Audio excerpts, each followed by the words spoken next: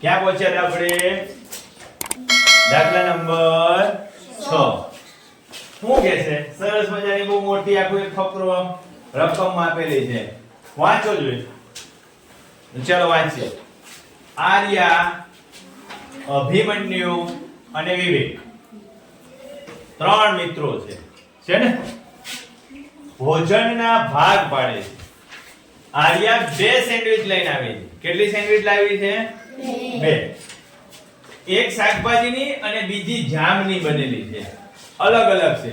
એકમાં બધી અંદર શાકભાજી ટુકડા કરી નાખેલા છે. કાકડી હોય, ગાજર હોય, ડુંગળી હોય, અંદર બીજું શું હોય શકે?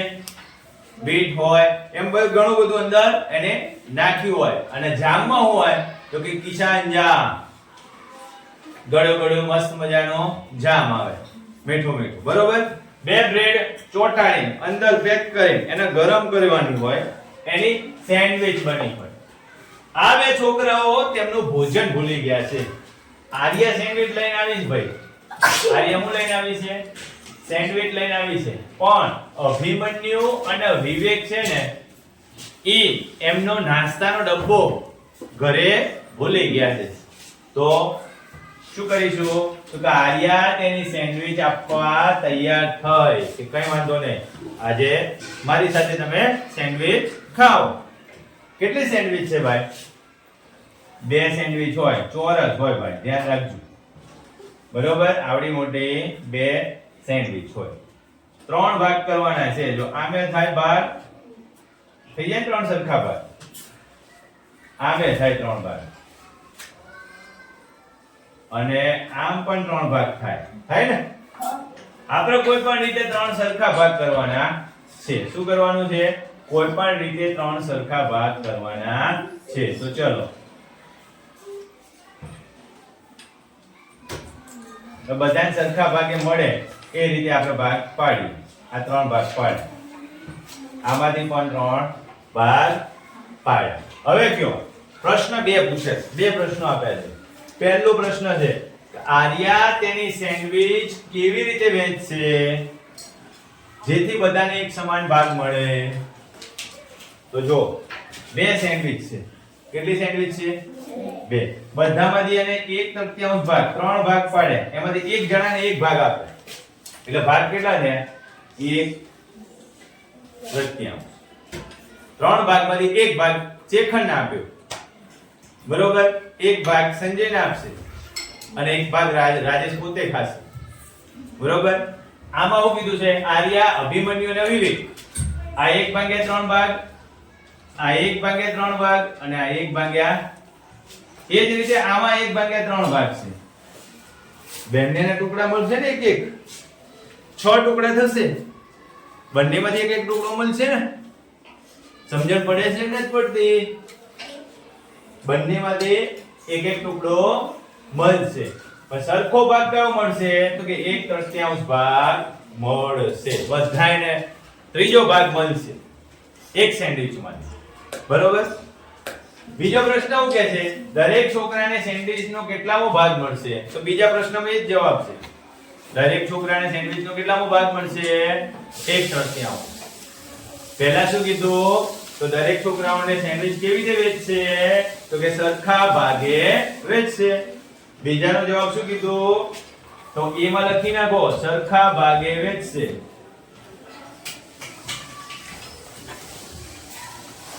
અને બી માં શું લખવાનું ભાઈ? 1/3 ભાગ એક જણાના ભાગમાં આવશે. આટલો સિમ્પલ છે. એમાં આટલો લાંબો લખ્યું છે. બરોબર? ચલો આગળ જોઈએ. 7મો દાખલો છે. કંચન કપડાને ડાય કરે છે. ડાય એટલે કલર. તે 30 કપડાને ડાય કરે છે. કુલ કપડા કેટલા છે ભાઈ? 30. કુલ 30 કપડા છે. એમાંથી 20 કપડાને ડાય કરી નાખી.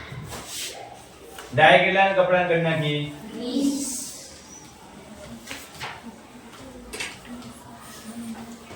તો કેટલા ભાગના કપડાને ડાય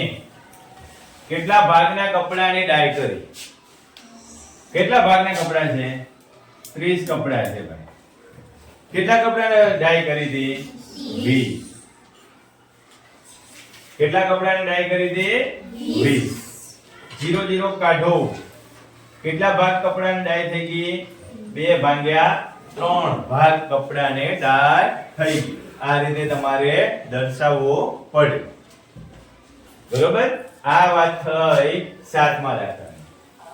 હવે વાત થશે 8મા દાખલાની. 8મામાં લખીએ તો 2 થી 12 સુધી આવતી પ્રાકૃતિક સંખ્યાઓ. તો ચાલો લખી નાખીએ.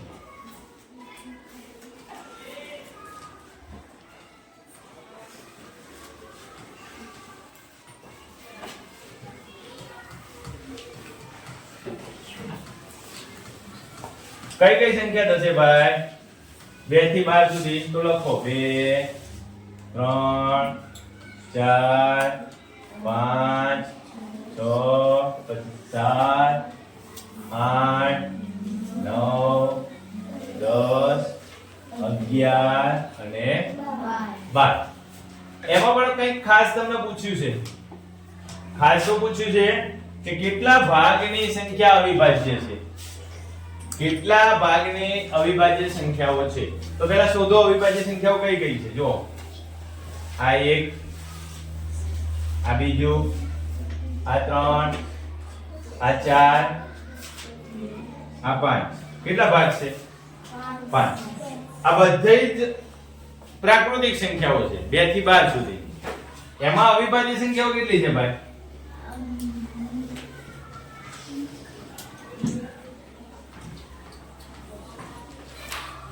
જોજો અવિભાજ્ય સંખ્યાઓ કુલ 2 થી 12 માં 2 થી 12 માં કેટલી છે ભાઈ? 5. 2 થી 12 સુધીની સંખ્યાઓ કેટલી થાય? 1 2 3 4 5 6 7 8 9 10 અને 11.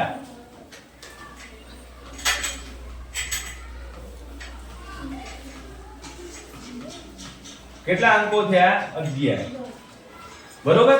હવે એને આપણે ભાગમાં દર્શાવવાનું છે. અપૂર્ણાંક ભાગમાં દર્શાવવાનું. કુલ કેટલી સંખ્યાઓ થઈ? તો કે 11. કુલ કેટલી થઈ? 11. અવિભાજ્ય સંખ્યાઓ કેટલી છે?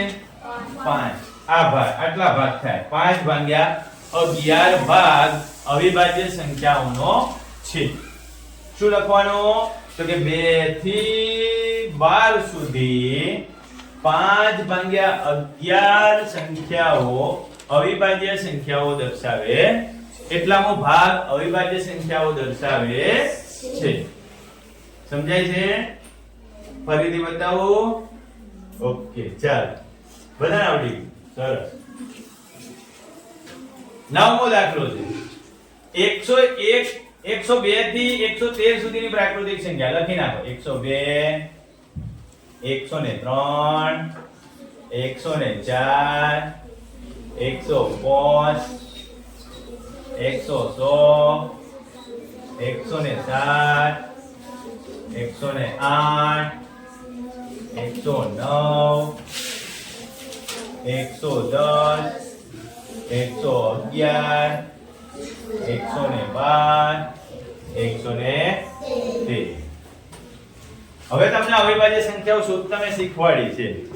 102 થી 113 ની વચ્ચે કેટલામાં ભાગની અવિભાજ્ય સંખ્યાઓ છે? કુલ સંખ્યા કેટલી છે? ગણો જોઈએ કેટલી સંખ્યા થઈ ભાઈ? 2 થી 13 છે. 2 1 2 3 4 5 6 7 8 9 10 11 અને 12. એમાંથી અવિભાજ્ય સંખ્યાઓ કેટલી થાય? ગણો જોઈએ. અવિભાજ્ય તમને મેં વિભાજ્યતાની ચાવી શીખવાડી છે. 3 ની ચાવી અને બેકી અંકની ચાવી. તો જ્યાં બેકી અંક છે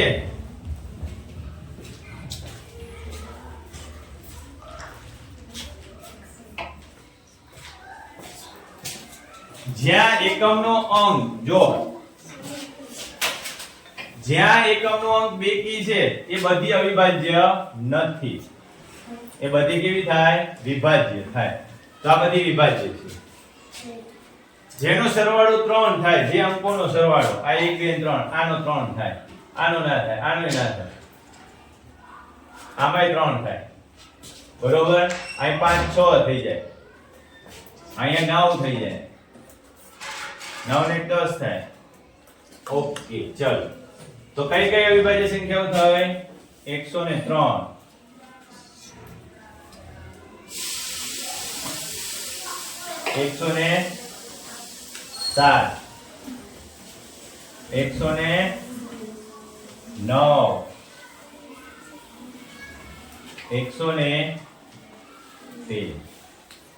કેટલી સંખ્યાઓ થઈ ગણો અવિભાજ્ય સંખ્યા 1 2 3 અને 4 કુલ કેટલી સંખ્યા થઈ 4 ટોટલ સંખ્યાઓ કેટલી હતી 12 અવિભાજ્ય સંખ્યાઓ કેટલી છે 4 લખાય કેવી રીતે 4 એકા 4 ને 4 3 12 4 4 ગયા જવાબ શું આવશે 1/3 કેટલા ભાગની સંખ્યા અવિભાજ્ય છે 1/3 બરોબર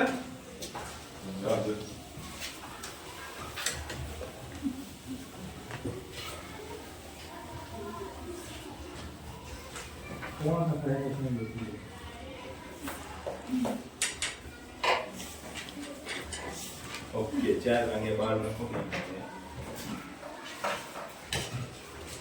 ચાલો આગળ જોઈએ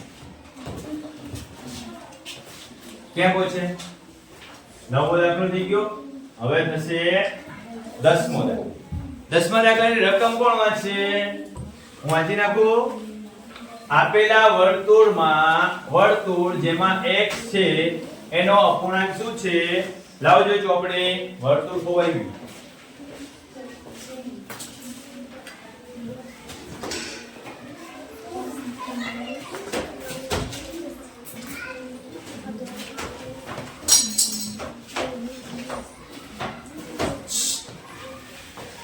ચાલો આગળનો દાખલો 10મો દાખલો રકમ વાંચો આપેલા વર્તુળ જેમાં x છે એનો અપૂર્ણાંક શું થશે તો જો બાજુમાં આપેલું છે ને આ બાજુમાં આપી દીધું છે કેટલામાં x છે કુલ વર્તુળ કેટલા છે